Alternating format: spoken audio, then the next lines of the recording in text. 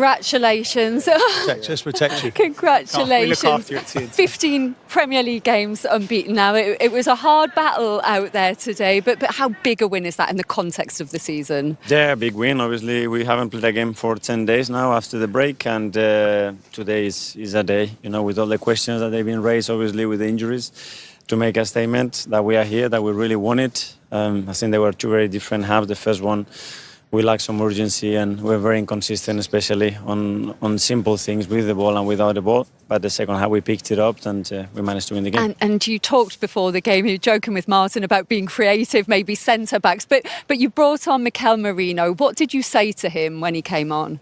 He was going to score. I mean, he's a real growth threat. The moment that they were defending a little bit deeper and we were more established and more set in the final third, we thought that he could deliver those moments, but then easier to say that to get it done, and he was brilliant. Do you see real similarities in his characteristics to Kai Havertz? Because of the height? No, I think they are very different. Mikel's never played as a 9, but he's got that timing, that smell, that he can smell danger, he can anticipate the situation, and then he can execute, obviously.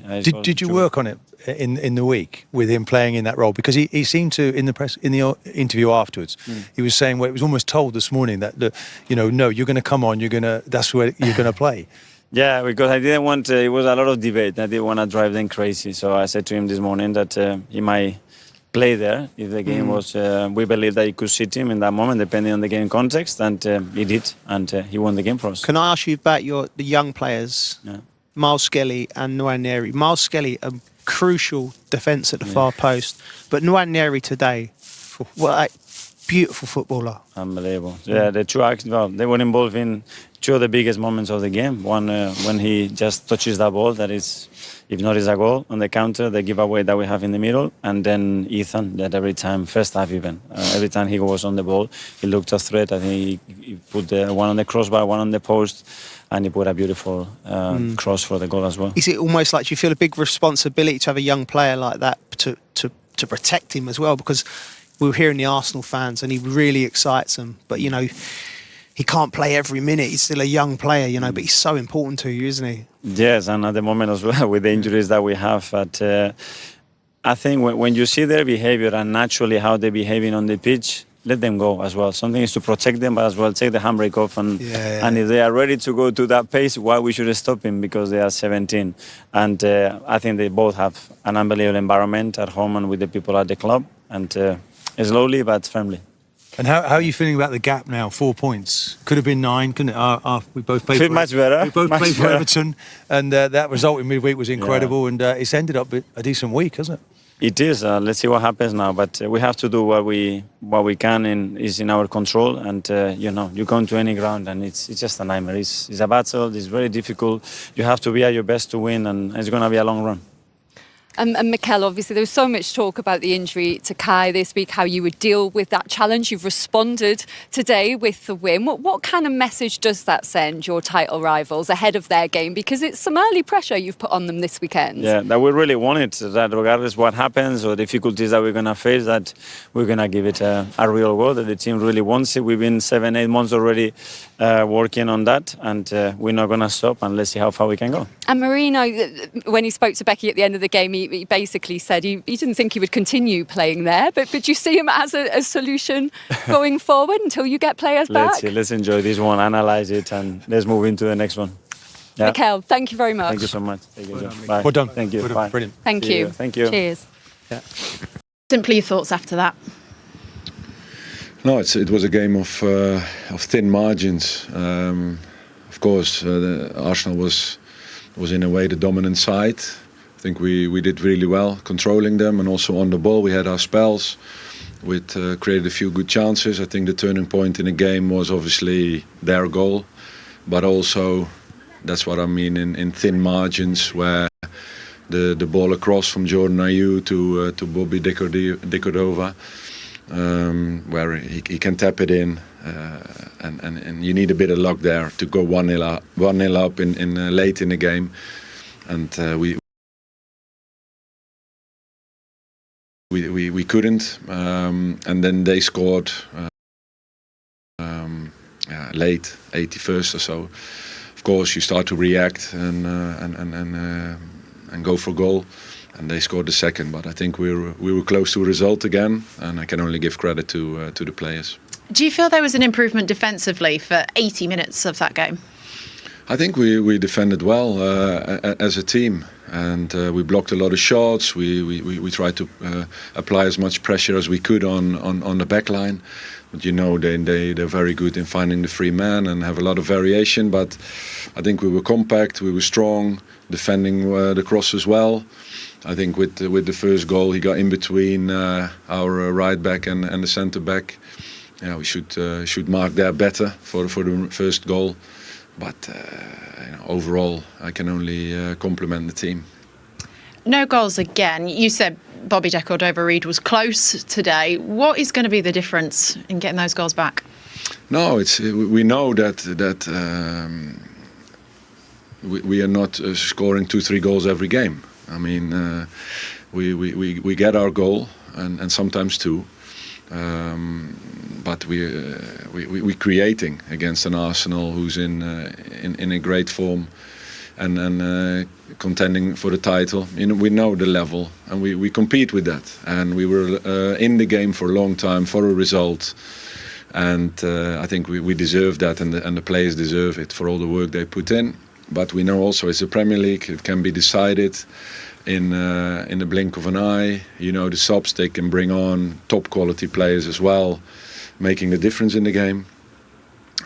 But we know what we are and where we are and what we're working for.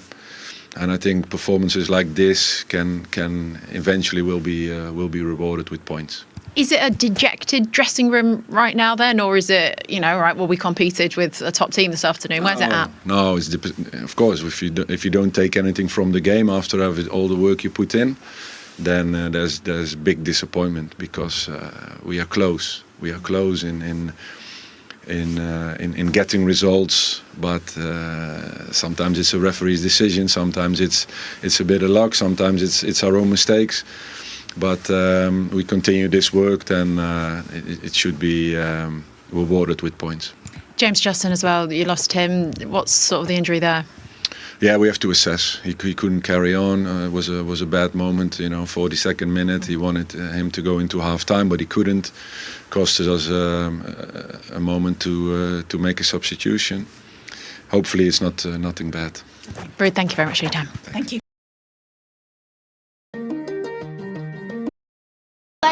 Look, you did the job that you needed to do coming off the bench. What was the instructor of now? I don't know. I don't think so, to be honest. It's funny because I've only scored 2 more braces in my career, and it's the first time I scored a brace coming off the bench as a striker. But I think it's a good day to score because I forgot to give my wife some Valentine's Day, so this goes to her. I think she will appreciate this more than a rose or something. Ethan Nwaneri, he put that ball into the box 4 or 5 times before you were even on the pitch today, but just how good is he for such a young age? Yes, he's an amazing player. Every time I do an interview, you guys ask me for him, but I mean, it's natural because he's such a talent. Luckily for him, today he crossed the ball. I've been talking to him the whole season that I needed those kind of balls when I'm arriving in the box, and he has such a wonderful left foot that he put it right in my head, so I could only score. Look, you have closed the gap at the top of the table now, just to 4 points. How important is that? Even though there's still games to go, got to take every opportunity? Yeah, of course. I mean, this is a long season. We have been talking about it since the beginning. This is a long run, and we have to keep the foot on the gas. And I think if we keep doing this job, putting pressure on every single game, good things will come in the future. Mikel, thank you for talking to me. Well done. Thank you very much. To Darren, Lucy and Joe, a huge win for Arsenal here. A big afternoon in the context of their season. A big substitution for Mikel Merino coming on as well, scoring 2 goals in 6 minutes to earn that victory and close the gap on the leaders Liverpool to 4 points as well. Arsenal now 15 games unbeaten in the Premier League. You can see what that win means as well. Martin Keown watching alongside me, and Martin, just before kick-off you said these are the games Arsenal have to win if they're to stay title contenders. 100%, and that was a difficult team talk. It looked as if it might have been slipping away, and up pops another finisher from nowhere, 2 goals. And I think if you were to close your eyes and that ball that was played in from Waneri, you might have thought that was Saka. Such was the quality. I mean, that's been an amazing performance today from him, but the lad coming off the bench, Merino, wow. You know, that's the sort of ingredients that you want to show. You close that gap now to 4 points, and the Arsenal players celebrating with their fans. An inverted striker, so to speak. Then he'd be called a genius if it was Pep, but now, look, is he a genius? I mean, picked out a player off the bench. He was told, look, you're going to be a centre forward. He looked shocked, actually. It was just this morning someone said, you're going to come on. And, you know, he scored 2 really important goals. Inspired. He comes to the club fresh to play.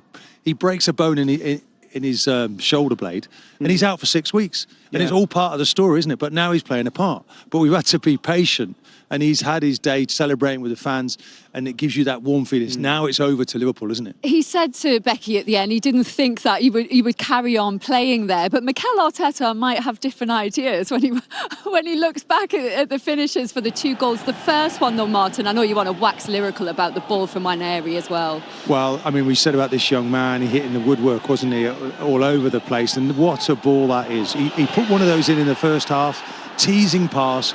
It's on the money. He just needs to look, and he wants to find the line. You know, what sort of ball can I put in? Okay, I need to find that line. And look at this. It's almost exactly perfect. And Merino there comes in, goes into the box. No problem with the finish. It's a great finish. He does everything right with the finish, doesn't he? He gets up, neck muscles, guides it into the corner. Waneri, 3 or 4 occasions in the first half, he's put that exact same ball, and there wasn't Merino there. And it's almost like Saka, isn't it? Yeah. You know, like I mean, to be honest, it's a huge leg up for the club, because you lose Saka and you've almost got his twin out there. I mean, it's high praise for him. Another great finish there. He arrives in the box deep. He sees that. He's running from distance. Nobody really picking him up, as well as Leicester had done for large periods. You know, this was he's got nobody near him, and he's just patient, just times his run, makes sure he stayed on side, which was a problem in the first half. I think 4 times Arsenal running offside, trying to get their rhythm, and a great ball in as well from Trossard. Great ball in from Trossard. He came on for Raheem Sterling in the 69th minute. Trossard then moved out to the left. Would you be starting with that lineup that they finished with then at the end? I think Mikel Arteta, it wasn't Raheem's day. It wasn't his day. He wasn't at his best. Trossard looked a bit lost, floating in off the 9 as well. So ultimately, Waneri off the right was the one who was causing all the trouble for Leicester. Merino coming on puts him in pole position. I think they just looked, we're having that physical element in the middle of the park, Martin, someone who can threaten the centre halves, and that made them look more balanced. And Trossard as well looks just comfortable off there, and he showed that with a cross. You know, it was a brilliant ball from Odegaard. And Calafiori, he's got the ball and he just fed it into an area.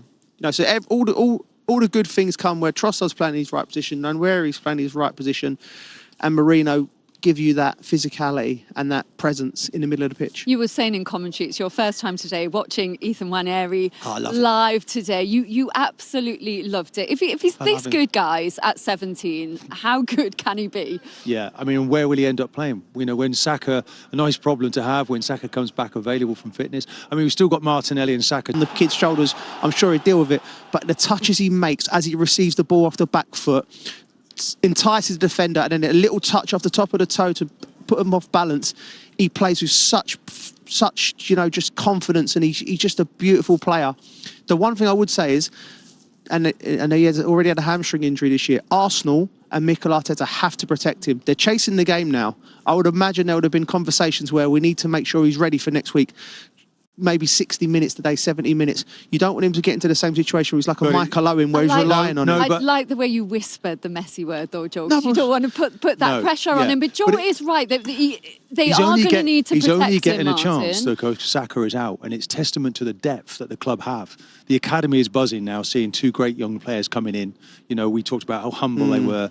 Look at that young man tonight. I mean, everything he did, his skill set, the pace, he's assured in possession, he's confident, he's determined, he hits one off his left foot, hits one just as well off his right foot. It's all there, under the bonnet, waiting to come out. Now he has a platform, and boy, we need him, because we've been without, you know, top players now And as I say, the pressure, the anxiety now moves across to Liverpool because they'll be watching that. There was a nice cushion. It could have been 9 points at the beginning of the week. Now it's down to 4. And this is the psychological impact these results are having. You know, it was raining, it was cold, it was looking a dreary day for Arsenal, and somehow they found 2 goals from nowhere. And now we're saying it's a different situation at the end of the day. There was also a really great tackle as well at 0-0 from Miles Lewis-Skelly out there as well. And it was interesting before the game that Mikel Arteta was saying about the young players, about knowing when they're ready. And he said you can see it with the senior players, whether they trust them, Joe. And can you see that out there with those two? Yeah, absolutely. And this kid, Miles Skelly, his confidence and the way he approaches it straight away. You know, young players, when you see the senior players giving them the ball constantly, playing such that dual role, Mike, when he was playing left back and he was rotating into midfield. That's a big responsibility for a young player to have because you're making a lot of the decisions, when you go in there, when you don't go in there. But the players kept feeding him the ball. And his mindset, he's a competitor. We've seen that with all of the shenanigans over the last few weeks, which I like and I think's right. But them 2 young players there have been in this sort of semi-grey period for the club because they would have thought they would have kicked on. Having them 2 could arguably take them on to the next stage because I think they're absolutely out between Arsenal and Liverpool. Did you see enough out there today to give Ruud van Nistelrooy, to give the fans here belief that Leicester have got a fighting chance of staying up? Yeah, we were sitting in the gantry amongst the Leicester fans. You could feel the frustration, but I know the signs. We know signs, Martin. When you see a team when they've down tools and they're not at it, I didn't see any of that from these players. I saw them, Ndidi I thought was brilliant in the middle of the park. I thought the whole back 4 marshalled Arsenal brilliant.